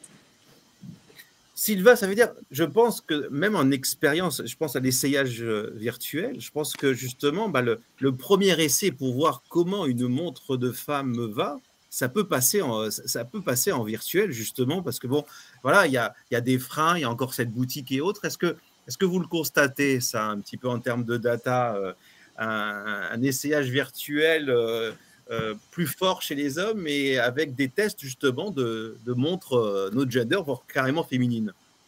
Alors ce que l'on sait effectivement, c'est que le virtuel permet de sortir de sa zone de confort. On l'a clairement expérimenté sur tout ce qui était maquillage virtuel. Vous essayez virtuellement des choses que vous n'oseriez pas ou qui prendraient du temps. Et donc, en général, on reste un petit peu dans ses habitudes. Et c'est vrai que alors, je n'ai pas de retour officiel des maisons avec lesquelles nous travaillons, mais il est fort probable que l'essayage virtuel de montres, et même de bagues, et même de boucles d'oreilles, puisse donner des envies, effectivement, à des hommes qui n'étaient peut-être pas du tout dans la cible de départ. Je pense que c'est très probable, si ça suit la même pente que le maquillage. Alexandre, ce no gender chez Copain, ce jeu, c'est même plus que du no gender, hein, c'est vraiment cette circularité, c'est quelque chose qui inspire vos créatifs. C'est un territoire que vous avez envie de creuser. On ne vous entend pas. De base, oui, c'est un territoire qu'on explore depuis un an, surtout sur la première collection. On a une directrice du coup artistique en interne qui est arrivée. On a fait un gros travail d'archivage en allant explorer un peu toutes les archives de Copain, les moules, les gouaches, etc. depuis 150 ans, et en prenant vraiment en idée de prendre tous les designs et toutes les pièces qui nous plaisaient, en mettant de côté les pièces en tant que telles, en tant que pièces féminines ou masculines, sachant que de base, la maison avait quand même pour habitude de réaliser des pièces essentiellement à destination des femmes. Et sur cette première collection, on est vraiment sorti de ce contexte-là. On a sorti une collection où globalement, notre directrice artistique, en lui donnant un peu carte blanche, a repris des archives, notamment une bague chez nous qui s'appelle la 82, qui est une bague qui a été dessinée il y a plus de 60 ans et qui aujourd'hui est vendue à une personne sur deux à un homme. Et c'est quelque chose, globalement, sans ne pas s'y attendre, c'est quelque chose auquel on n'a pas forcément pensé, ou en se disant cette bague est pour telle personne ou cette bague est pour telle personne. Ouais. On est de même sur la campagne de communication, sur nos visuels, etc. On l'a vraiment mis en avant, comme on dit, de manière no gender pour pousser uniquement que la personne puisse venir au showroom et acheter la bague qu'elle souhaitait en fonction, non pas de son genre ou autre, mais en fonction de ses goûts, de son style et de ce qu'elle souhaitait porter. Et ça a été aussi une surprise pour nous parce que c'est peut-être pas toujours le cas, mais de manière un peu surprenante, il y a des bagues qu'on ne pensait pas du tout vendre pour le coup à des hommes, qu'on a vendus et qui se vendent plus facilement aujourd'hui à des hommes et qui pouvaient paraître plus féminines ou pas. Mais voilà, donc on essaie de sortir en tout cas de ce contexte de genrer ou pas. Alors après, il y a des pièces qui plaisent plus à d'autres que certains, mais voilà, on essaye en tout cas de ne pas se définir là-dedans.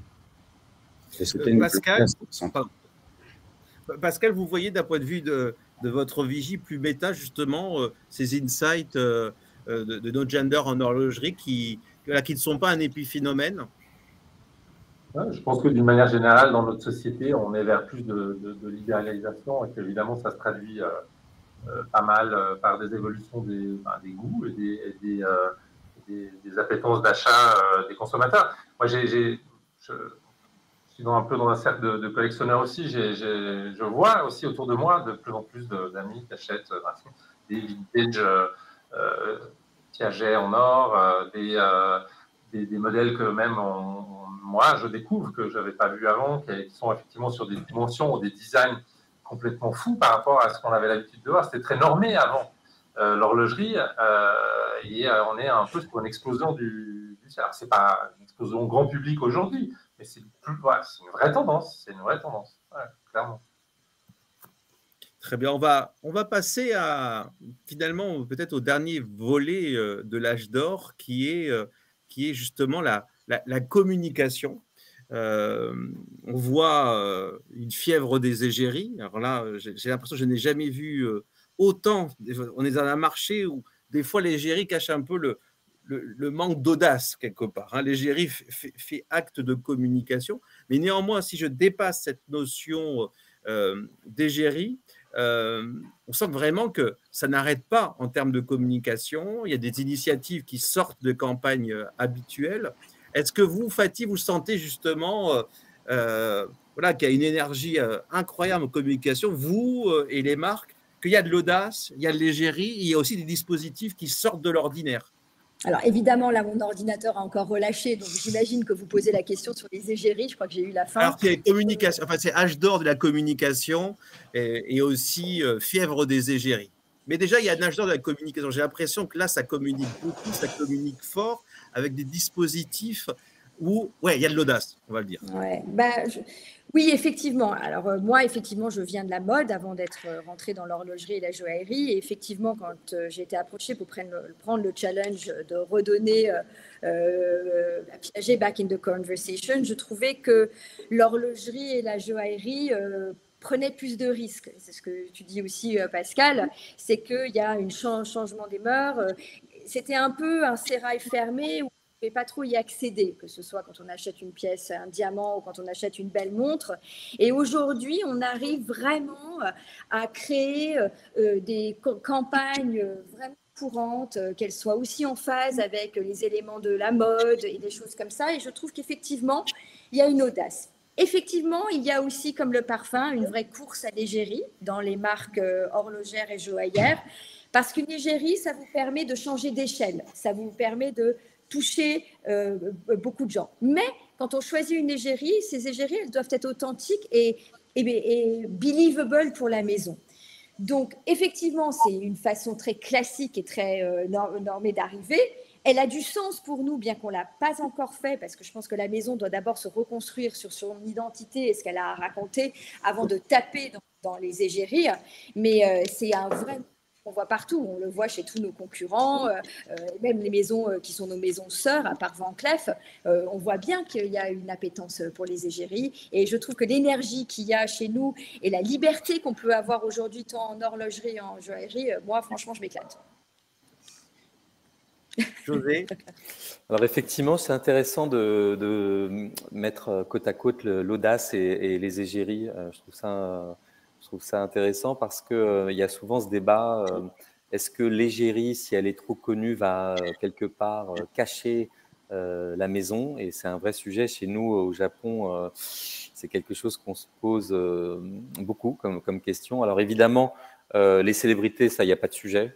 C'est indispensable parce qu'on s'aperçoit que les red carpet, les KOL, les gens ont besoin de s'identifier, surtout comme nous, une maison qu'on ne connaît pas bien, dire, le grand public ne connaît pas Tasaki, donc c'est vrai que c'est un point d'entrée qui est très intéressant, mais ce n'est pas le seul. Mais vous connaissez la maison, nous, on n'a pas fait le choix d'avoir une égérie globale, internationale, qui est mondialement connue. On fait parfois des campagnes, effectivement, avec des personnalités. Oui, oui, mais c'est toujours des campagnes courtes et c'est jamais un contrat annuel et international. On fonctionne beaucoup par pays. C'est vrai qu'en Chine, par exemple, ils sont impressionnés par ce que le DG Chine fait au niveau égérie, célébrité. C'est incroyable. Et nous, d'ailleurs, parfois, on en tire des fruits parce que quand une actrice très connue porte un bijou dans une série très connue, ben, on est sold out ici en France. Donc, c'est vrai que fonctionne énormément comme ça. La Corée du Sud aussi, où on a 15 boutiques, fonctionne énormément comme ça. Le Japon aussi. Mais c'est toujours par marché. Par exemple, nous, pour fêter nos 70 ans l'année prochaine, on a proposé quelque chose et on nous a tout de suite dit super, mais il faudrait plutôt rester sur l'Europe, ce qui nous va bien. Ouais. Donc, on n'est pas encore sur, je citais personne, mais enfin, on peut parler de Kate Moss, par exemple. On n'est pas encore sur une Kate Moss qui représenterait la marque. Non, pas encore. Et je rebondis, Fatih, sur l'authenticité. C'est complexe, l'authenticité avec l'égérie, la célébrité. Parce que déjà, vous êtes un univers, forcément, on aime la joaillerie. Être vraiment fidèle à une maison, c'est quelque chose qui demande une sophistication assez redoutable dans le choix. Oui, il faut une sophistication, mais on voit qu'il y a des maisons qui construisent sur le long terme. C'est, à mon sens, à quel moment de la carrière d'une égérie est-ce qu'on les choisit? Et ça dépend, est-ce qu'on veut avec l'ultra établi ou il y a des marques, je prends l'exemple de Dior qui a construit son temps par exemple avec Charlize, qui a construit son temps que ce soit avec Jennifer Lawrence, mais je rejoins encore une fois José, il y a qui on prend dans les Friends of the House, c'est ce que moi j'appelle les advocates qui sont des éléments importants pour nous comme véhicules, je les appelle un peu aussi, ce sont des amplificateurs du message qu'on donne. Mais je suis vraiment dans des relations de co-création ou de co-jointement. J'essaye vraiment de changer cette culture, pas opportuniste, mais vraiment qui choisissent avec du sens. Comment est-ce qu'on parle à travers cette communauté et pas à cette communauté? Donc ça, c'est hyper important. Et après, sur des questions d'égérie, c'est qui on choisit, qui a une passion pour la joaillerie, qui a une passion pour l'horlogerie et qui peut être crédible dans son discours. C'est pour ça que je mets encore un petit peu de temps à aller choisir qui nous allons faire rentrer dans la maison. Question du coup pour Alexandre et aussi Andrea, comment vous finalement vous travaillez, alors pas les égéries, mais justement ces advocates, que ce soit influenceurs ou célébrités, comment vous fonctionnez? Andrea. Alors nous, c'est vrai qu'on n'a pas encore d'égérie, mais nos égéries, c'est plutôt nos clients. Donc nos ambassadeurs, par exemple, avec qui on a commencé, on s'est directement approché des collectionneurs de montres. On leur a montré les montres. On voulait des critiques directes, constructives, et c'est comme ça qu'on a commencé. Et souvent sur les réseaux sociaux, les collectionneurs ont leur propre communauté. Ça peut être des fois 100 000, 200 000 personnes. Donc quand ils vont présenter un produit, je parle des collectionneurs horlogers, type ceux qui aiment plus, voilà, on est très 40s, 50s, c'est vraiment plutôt cette inspiration-là. Donc, quand ils ont proposé le produit à leur communauté, ils ont vraiment se sont adressés à eux, et puis c'est comme ça que ça a fait effet boule de neige chez nous. Donc, on n'a pas vraiment d'égérie, mais c'est vrai qu'on va plutôt s'adresser à nos clients, avoir un contact direct à peu près tous les jours en fait sur les réseaux sociaux. On essaye de communiquer avec eux, de leur poser des questions, de les appeler aussi, nos clients, etc. Et ce qu'on fait maintenant, c'est qu'on interviewe nos clients. Donc, au lieu d'avoir, par exemple, des reviews sur Internet, etc., on va les interviewer, on va créer une interview d'1 minute 30 sur un client. Il va nous raconter sa vie.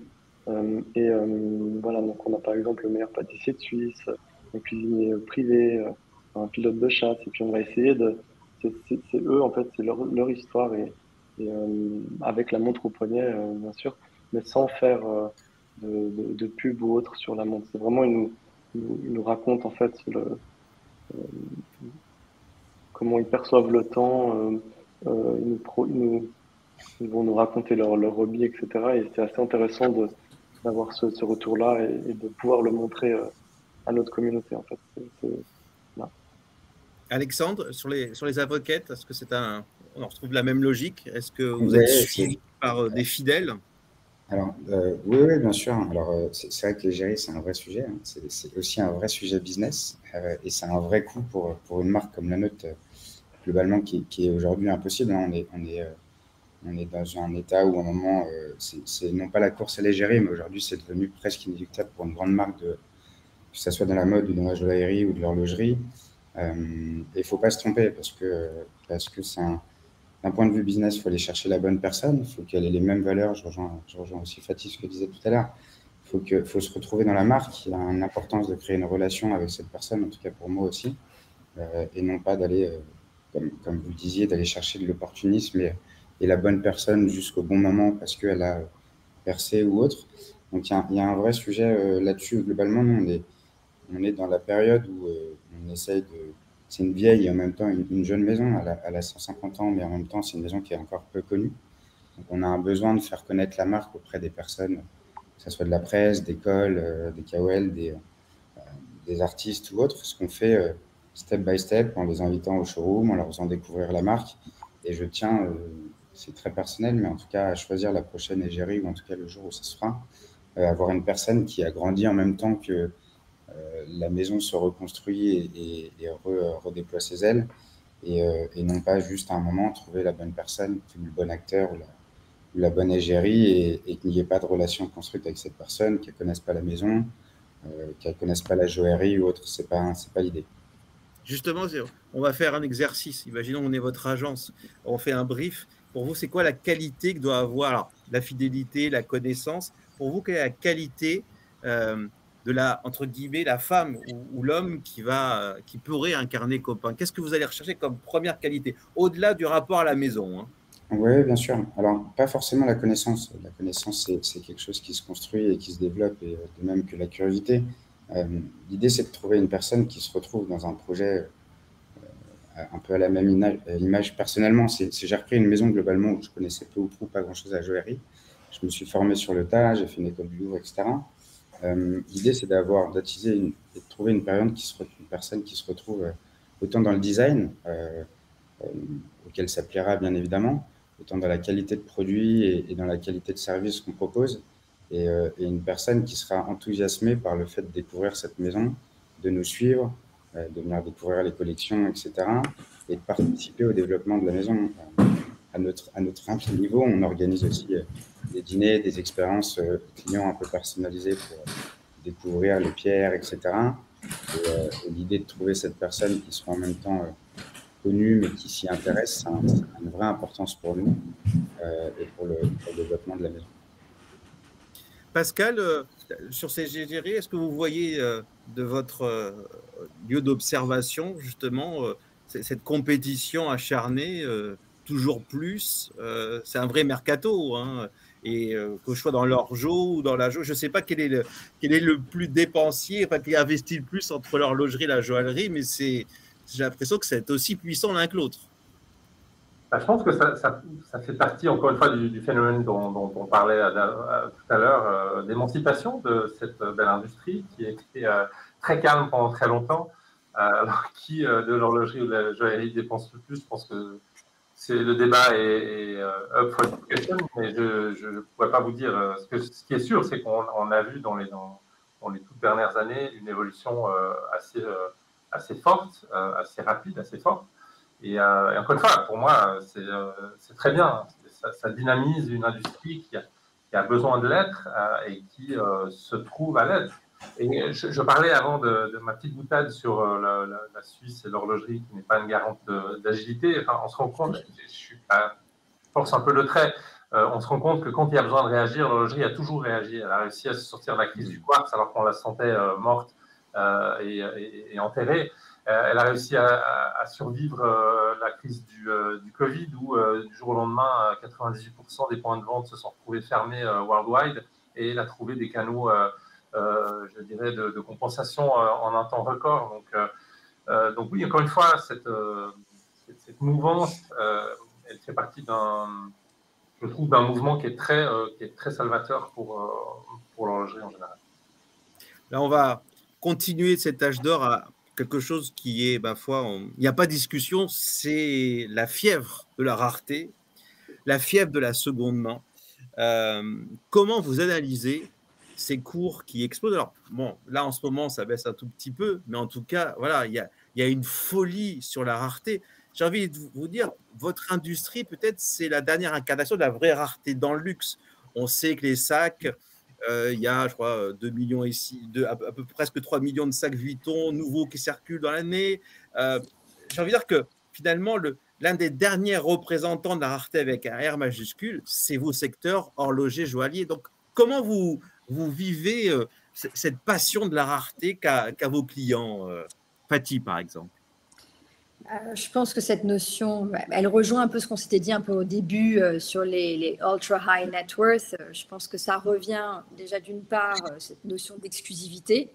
Je pense que là, c'est hyper important d'avoir cette rareté horlogère, mais elle va aller encore un peu plus loin. C'est cette question de statut, de badge de statut, d'un badge culturel en fait. Et plus j'ai quelque chose de rare, plus j'évoque, plus j'exprime une certaine connaissance culturelle. Je le rejoins même parfois quand Margiela était le seul à avoir les 4 signes derrière. On était une certaine communauté qui connaissait ce que ça voulait dire.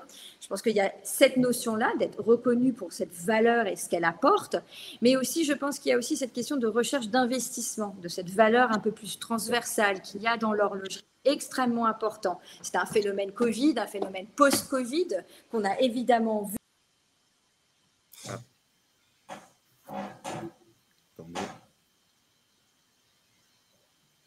José, je voulais, pendant que Fatih et sa mémoire revient.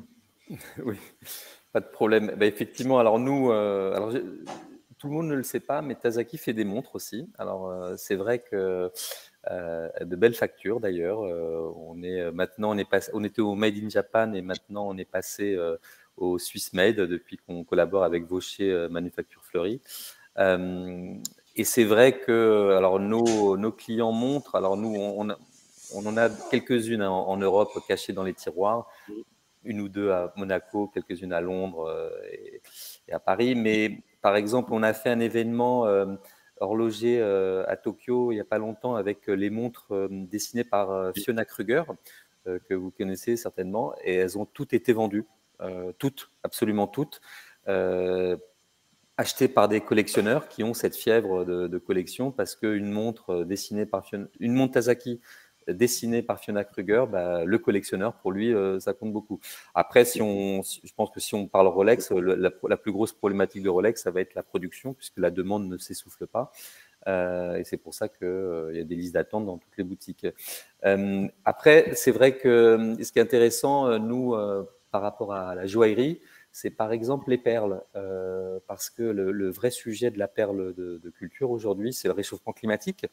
Donc, c'est vrai qu'on ne sait pas. On ne sait pas si demain, avec ce qui se passe dans le monde, on pourra continuer à produire le même nombre de perles. Donc c'est vrai que ça devient une rareté et ça devient aussi, on l'a vu, presque un investissement. C'est-à-dire que celui qui a acheté un collier de perles il y a 3 ans chez Tazaki qui coûtait 8 000 €, aujourd'hui il vaut 13 000. Mais ce n'est pas simplement juste pour augmenter, c'est que l'offre et la demande fait que la production ne suit pas à cause du réchauffement climatique et ça devient de plus en plus compliqué. Donc il y a aussi des facteurs qui provoquent aussi cette rareté et cet engouement pour la rareté et la course aux produits. Donc oui, la reconnaissance, une Rolex par exemple, moi, ça m'amuse beaucoup le business model de Rolex, mais aussi parce qu'il y a aussi effectivement, j'ai une Rolex donc j'ai réussi ma vie, mais il y a beaucoup de choses comme ça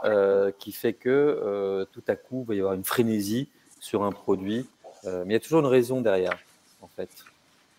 Paty, votre présence est rare. Donc, désolée, mais je pense que moi, il va falloir que tu times mes questions. Hein. Donc, là, tu as des Windows de 30 secondes avec moi. Non, mais on peut faire plus. Donc, je vous en prie. Donc, on était au tout début de votre réponse donc, sur cette flambée de la rareté. On parlera des icônes tout de suite après, mais comment vous le vivez, vous, ici, sur cette rareté? Est-ce que c'est quelque chose de totalement positif? Est-ce qu'il y a des pièges à cette rareté et du coup cette flambée des cours? Alors, sur la seconde main, j'ai un peu envie de vous dire que c'est plutôt une bonne chose parce qu'elle nourrit pour moi l'equity et la désirabilité de la maison. Donc pour moi, en tant que communicante, si je ne le regarde pas par l'aspect économique, elle me sert parce qu'elle crée une communauté d'elle-même. Il y a notamment une communauté autour de Piaget, de jeunes collectionneurs qui, moi, me fascinent, qui ont appelé Make Piaget Great Again et qui créent vraiment toute une de pièces que même nous, parfois, on n'avait pas et donc nous, énormément. Qu'est-ce que ça donne aussi sur la question du prix? Ça donne aussi une légitimité encore dans une marque qui se reconstruit et qui a quand même un patrimoine et un historique. Donc moi, je la vois de manière assez positive, ce qui se passe sur ce second cours. Après, il faut savoir la manager, il faut savoir la driver. Et ça, je fais recours à mes équipes marketing et mes équipes plutôt commerciales qui, là, aujourd'hui, suivent son cours. Et c'est vrai que chez Richemont, c'est très, très important de pouvoir nous assurer quand même une pérennité de nos maisons et de la valeur qu'elle acquiert. Donc, je la vois vraiment comme un phénomène vraiment super parce que c'est de l'avènement, c'est vraiment un changement des mœurs post-Covid avec ce digital qui change vraiment l'accès à ces pièces. Et je trouve que c'est enrichissant dans ce qu'on fait. Voilà. Pascal, justement, votre œil sur les cours, comment ça se passe en ce moment? Est-ce que la flambée continue des champions? Comment vous voyez les choses évoluer pour les 6 mois à venir? On a connu une flambée incroyable, folle pendant les années Covid, due à différents facteurs conjoints qui sont dus entre, évidemment, on avait la pandémie, on avait de l'argent pas cher, on avait beaucoup de cash, il y a eu la bulle de crypto. Et puis après, il y a eu aussi cet effet, quelque part, d'auto-allumage de la non-disponibilité qui a amené des centaines de milliers de nouveaux clients. C'est un phénomène unique qui, maintenant, est en train de se tasser, mais qui est encore toujours là, quelque part. Ce qui est intéressant de noter, c'est que finalement, il y a beaucoup de nouveaux clients qui sont rentrés dans l'horlogerie, et ça, c'est bien. Ils sont peut-être venus pour des raisons plus liées à l'argent qu'à l'amour intrinsèque de l'horlogerie, c'est possible. Mais en attendant, ça a créé quelque part une génération d'acheteurs qui, dans leur inconscient collectif, pour eux, montrent égale valeur. Et ça c'est très nouveau, et c'est quelque chose qui va perdurer. Donc, on sent effectivement que les niveaux de prix qui sont achetés en deuxième main étaient complètement dingues. À un moment donné, ça ne voulait absolument plus rien dire. Et ça a baissé à partir, si je me souviens bien, de juste avant l'été 2021. Ça a commencé déjà dans 2022, pardon, ça a commencé à amorcer une descente. Je crois que c'était avril 2022. Et cette descente, elle est en train de se tasser. Donc, je pense que pour les prochains mois, on va avoir effectivement ce phénomène d'atterrissage qui va avoir lieu. Comment ça va évoluer après? Alors là aussi, encore une fois, un boule de cristal, personne ne l'a. Je pense que par contre, on encore une fois, cette génération peut-être de nouveaux acheteurs, de nouvelles perceptions de la valeur intrinsèque de la montre, elle va rester assez haute. Donc, je pense qu'on va arriver à un plateau. Et tout étant cyclique, j'imagine qu'à un moment donné, ça va remonter, mais on va rester à des prix de seconde main qui sont encore assez forts et qui pourraient signaler effectivement un plateau qui va rester quelque temps à ce niveau-là. Ça veut dire qu'il y aura toujours encore une demande sur la rareté. Alors c'est marrant, tout à l'heure on parlait du phénomène Rolex. Alors le phénomène Rolex c'est intéressant parce que on n'est pas vraiment sur la rareté, mais par contre il y a une demande inextinguible qui est complètement dingue sur une montre de volume pas du tout rare, mais qui pourtant drive une demande folle et qui continue à demander vraiment un volume de montres qui ne sera jamais disponible sur le marché et qui ça n'est même pas une rareté organisée, c'est juste qu'à un moment donné, on n'arrive pas à répondre à la demande. Et Rolex peut investir des centaines de millions dans une nouvelle usine, je pense que la demande continuera à être supérieure à l'offre. Et ça va durer un moment.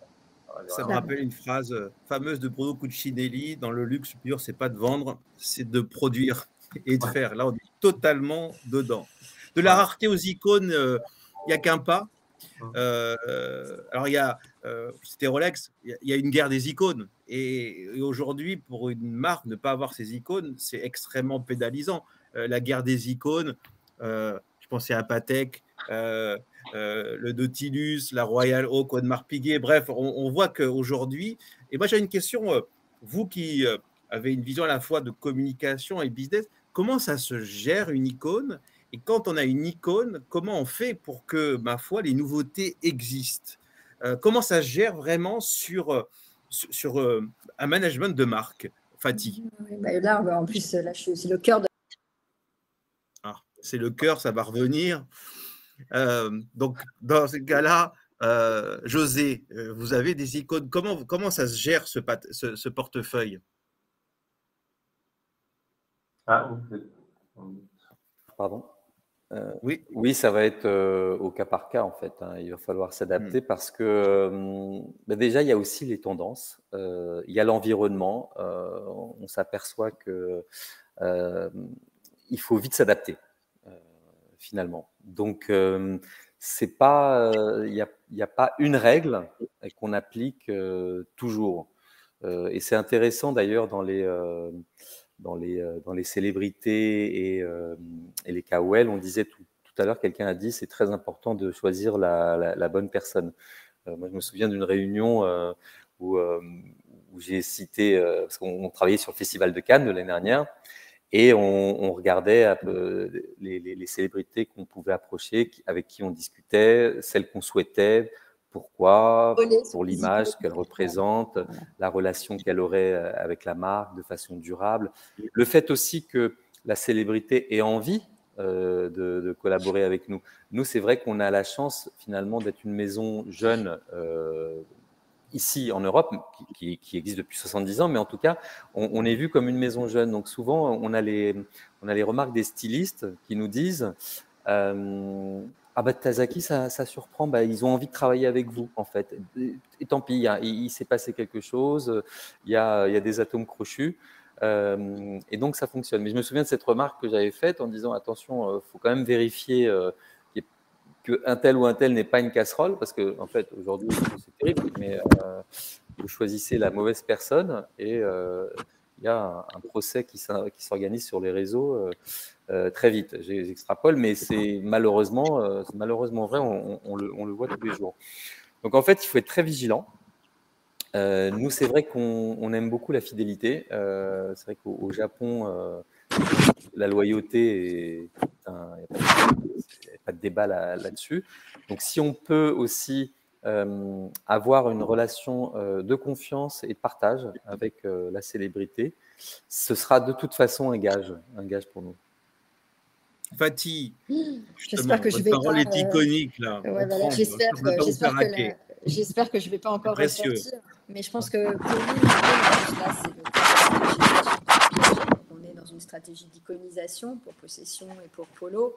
Pour moi, pour nous, c'est une porte d'entrée identifiée dans la marque. Et à travers un icône, on crée un parcours client à travers un icône. Et j'ai décortiqué, moi, l'iconisation sur 5 propositions de valeur d'une marque.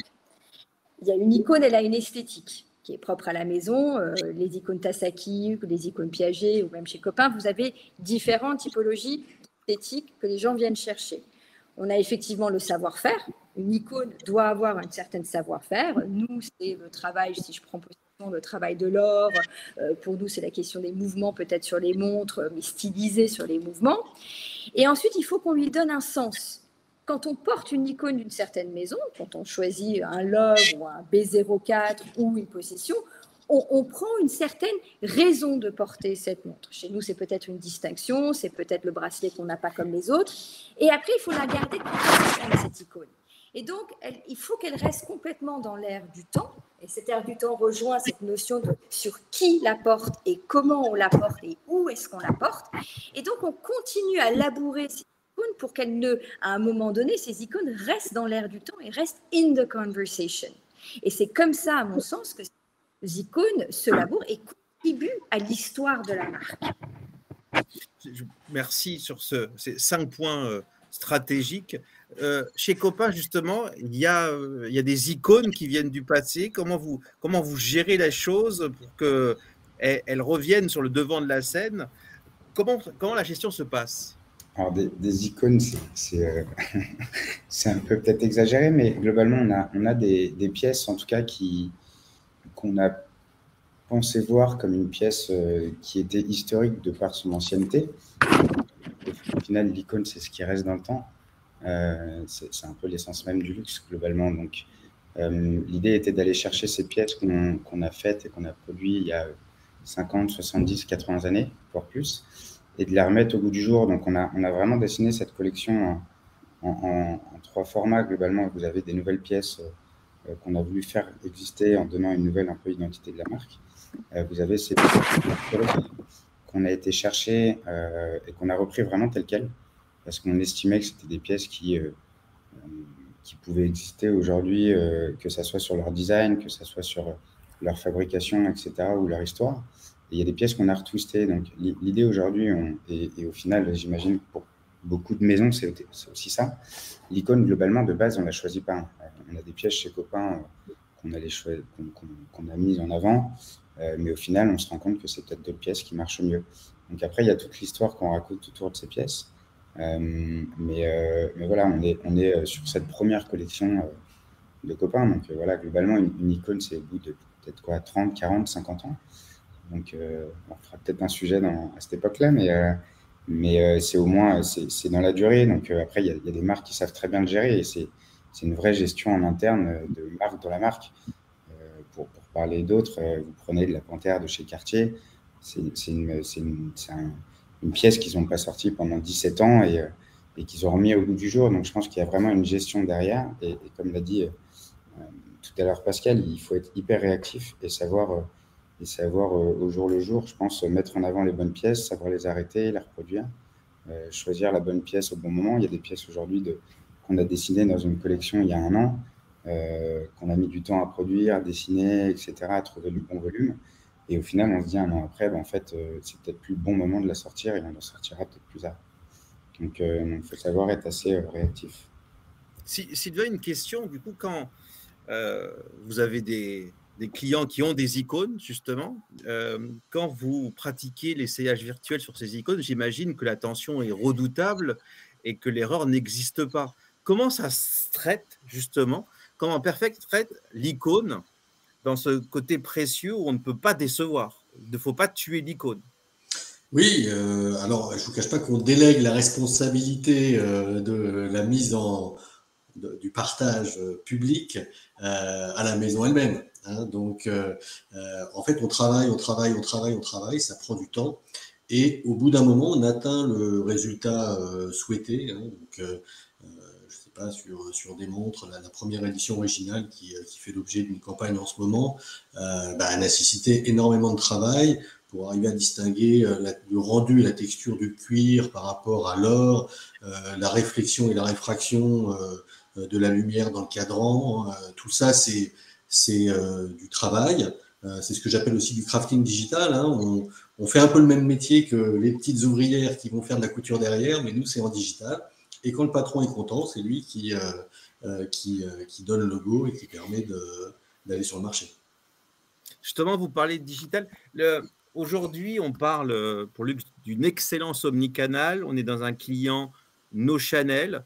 Et là, c'est vraiment une question globale hein, pour vous tous. On en est où de cette excellence omnicanale, de cette force de l'e-commerce? Comment, Perfect, vous participez justement à cet e-commerce? Parce et je pense que, Pascal, vous n'allez pas me contredire, l'e-commerce est important dans la vente de montres aujourd'hui. Comment Perfect travaille justement à renforcer les marques sur ce challenge e-commerce? Alors, c'est la demande première hein, depuis le Covid. Voilà, on en a parlé tout à l'heure. Le Covid, ça a été une fermeture des boutiques. Il y a eu un moment de panique et toutes les réflexions qui étaient en mode en train d'infuser ont soudainement pris un coup d'accélérateur et il a fallu délivrer des solutions de survie parfois. Donc évidemment, l'e-commerce, les essayages virtuels en e-commerce ont été la demande première, mais on se rend compte qu'il y a des demandes aussi même dans les boutiques, sur les points de vente, pour offrir un accompagnement d'expérience complémentaire, pour offrir la possibilité d'essayer quand le produit n'est pas disponible. Avec des technologies différentes des nôtres, on a vu Cartier, par exemple, proposer ce fameux outil Looking Glass qui permet de tester des bagues dans un environnement très, très luxe. Donc en fait, l'essayage virtuel est vraiment omnicanal, il est figital, il est physique et digital. Et il va permettre d'accompagner la manière, et en fait, ce qui est très différent d'une maison à une autre, la manière dont vous voulez parler à vos clients. Et toutes les marques ne parlent pas de la même manière à leurs clients. Certaines veulent pouvoir leur faire essayer tout, d'autres veulent absolument garder de l'exclusivité. On a même évoqué la possibilité, dans le domaine de l'horlogerie, de faire tester des montres qui n'existent pas encore. Vous voyez très bien l'idée derrière, c'est de faire appel à sa communauté de fans, de gens qui vous aiment bien, leur faire tester virtuellement des choses pour avoir des avis, éventuellement prendre des précommandes et pouvoir délivrer en time la juste mesure de ce qui a été construit. Donc en fait, le virtuel est vraiment, il s'adapte, il est malléable, il s'adapte aux besoins des maisons qui vont évidemment du e-commerce jusqu'à évidemment des propositions très spécifiques en boutique, notamment, ou sur des réseaux sociaux. Andrea, l'e-commerce, c'est le pilier hein, de votre histoire. Comment se passe cette relation avec vos clients en e-commerce? Est-ce que c'est de l'achat d'impulsion? Il y a un vrai lien? Comment vous arrivez à créer cette excellence omnicanale? C'est vrai qu'on a commencé en fait pendant le Covid, en fait, donc juste avant le Covid, on avait une idée de marque plutôt mécanique, c'est un calendrier perpétuel, donc le Covid n'a pas permis ce développement-là, donc on a dû vraiment trouver une solution. On avait une autre solution, c'était de commencer en fait avec de l'horlogerie plutôt abordable, donc nos prix, souvent ça commence à moins de 600 francs, ça monte vers du 1500 francs, et maintenant on va commencer à monter en gamme aussi. Mais c'est vrai que toutes nos ventes, 100% des ventes sont basées sur l'e-commerce. Et on commence seulement maintenant à essayer de trouver 2-3 boutiques qui peuvent nous distribuer. Donc on a avec des concept shops, etc., des cafés concept, notamment en Australie. Donc on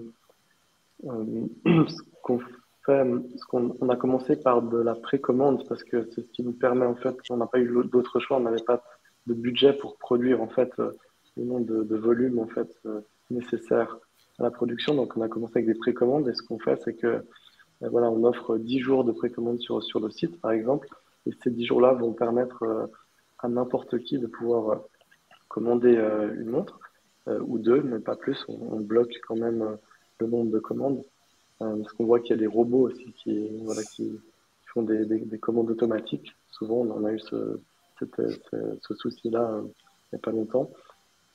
Et ça nous permet en fait de pas frustrer les gens parce qu'ils savent qu'ils devront attendre le temps de la production, mais ils auront une montre à la fin ou un produit. Donc ça peut prendre 3 à 6 mois, mais ça nous permet nous de ne pas surstocker, surproduire.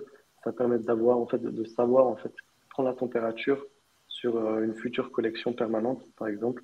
Donc voilà, en fait malgré nous, on a commencé, ça, on n'avait pas le choix en fait, et en fait c'est une stratégie qu'on continue de faire.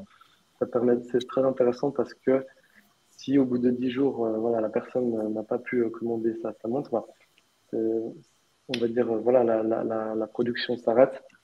Et en fait, ça en fait une édition limitée en temps. Donc, parfois, on avait des éditions de 500 pièces, d'autres fois plutôt 6000 pièces. Mais c'est vrai qu'après, ça bloque pendant un certain temps la collection. C'est assez intéressant pour nous aussi. Et on mixe ce genre de stratégie avec des collections permanentes.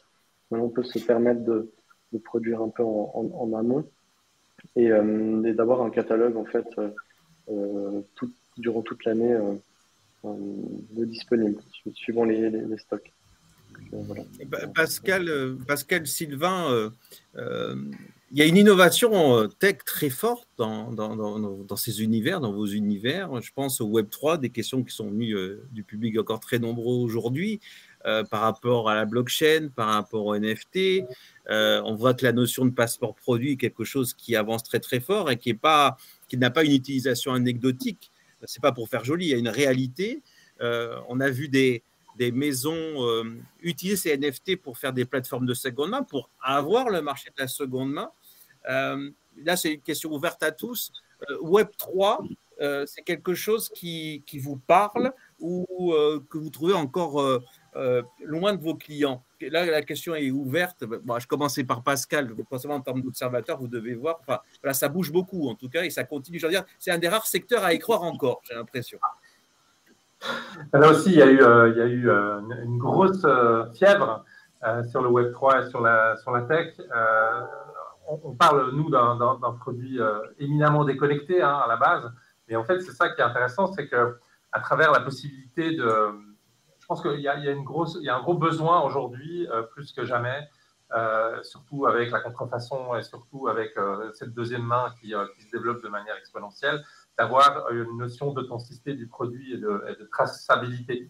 Et je pense qu'au niveau de l'utilisation du Web3, la mise en place de certaines solutions de passeport de produits, ou en tout cas d'un système qui permet d'identifier le produit pour l'acheteur potentiel, qui peut suivre le produit tout au long de sa vie, c'est un truc qui a vraiment été je dirais, découvert par l'horlogerie et qui est en train d'être adopté, pas encore par tous. Et il y a différentes solutions qui existent, et c'est là aussi toute la difficulté. Est-ce qu'on aura un jour un système uniforme? Je ne pense pas. Mais voilà, je trouve que pour le coup, l'industrie a bien embrassé cette technologie pour un besoin assez pragmatique, en fait. José, André, Alexandre, justement, dans vos maisons, c'est un chantier actif, cette question du Web3? Alors, je voulais juste faire mon mea culpa pour la question antérieure où j'ai confondu les icônes célébrités, personnes, et les icônes les icônes produits. Pardon, évidemment. Bon. Donc, très vite, notre icône, c'est Balance. C'est deux icônes, voilà, bien sûr. Chez Tazaki, pardon, autant pour moi. Le Web3, oui, alors, le Web3, alors nous aussi, on a blockchain, on va mettre la blockchain, l'utile, la partie utile en tout cas. Oui, tout à fait. Alors, je ne sais pas si tout le monde est au courant, mais on a une application Tazaki aussi pour faire des essayages virtuels qui existe, qui est en route. Alors, je ne sais pas qui a été le fournisseur. Hein. Je sais que ça vient du Japon. Ah ben voilà, comme ça, on a la chance de… Ça n'a été absolument pas préparé, je tiens à le dire. Voilà. Comme c'est Tazaki pour Tazaki Europe, je vous présente. Tout à fait. C'est pas du tout moi qui m'en suis occupé. Est-ce que vous l'avez vu tourner? Oui, je l'ai même sur mon téléphone. Donc, voilà, c'est formidable. Je l'ai essayé. C'était vous allez être satisfait. Voilà. Oui, non, vraiment. C'est une démo produit. Voilà, c'est magnifique. C'est vrai que voilà, tout ce qui est technologie, ça parle énormément au Japon. Évidemment, vraiment. Par exemple, je me souviens, alors c'est pas le Web3, mais je me souviens quand j'avais visité la première fois les ateliers à Kobe. ils ont développé effectivement ces imprimantes 3D pour la cire.